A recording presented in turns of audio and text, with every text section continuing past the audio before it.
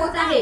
आज मोकळा श्वास घेऊ पाहणारा माझा भारत देश अनेक वर्ष बेरोजगारी, अंधश्रद्धा अशा विविध कळ्या शोधत होता। मात्र भारताच्या मातीत असणाऱ्या नवनिर्माणाच्या पुण्यामुळे हीच लेकराज जगाच्या पाठीवर ताठ मानेने उभी राहिलेली आहे आणि अब्दुल कलामांच्या महासत्तेकडे वाटचाल सुरू झालेली आहे। म्हणून ईश्वरचरणा हीच प्रार्थना, जब आंखें खुली हो तो धरती हिंदुस्तान की हो, अरे जब आंखें खुली हो तो धरती हिंदुस्तान की हो, और जब आंखें बंद हो तो यादें हिंदुस्तान की हो।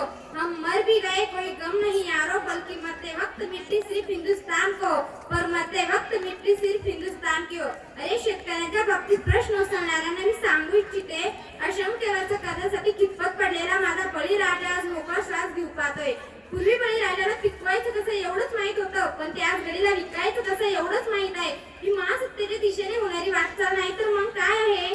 विज्ञान व तंत्रज्ञानाच्या बाबतीत झालेली प्रगती डोळे मिटवून टाकते। ऑनलाईन खरेदी असेल, ऑनलाईन नोकरी असेल किंवा नोकरी संबंधातील अर्ज असतील, अशा विविध प्रकारच्या सुविधा आपण सहज मिळवू शकतो। मागील काही वर्षांपूर्वी नोकरी मिळवायची म्हटल्यास पैसे भरा आणि नोकरी मिळवा, या पलीकडे घडायचं तरी काय? परंतु आजच्या स्थितीतील कामाच्या संधीला प्रश्न उचलणाऱ्यांना मी सांगू इच्छिते की आजची स्थिती बदललेली आहे। ऑनलाईन प्रणालीमुळे सामान्य कुटुंबातील किंवा मुलगा मुलगी यांना विविध क्षेत्रात कार्य करण्याची गरज मिळत आहे।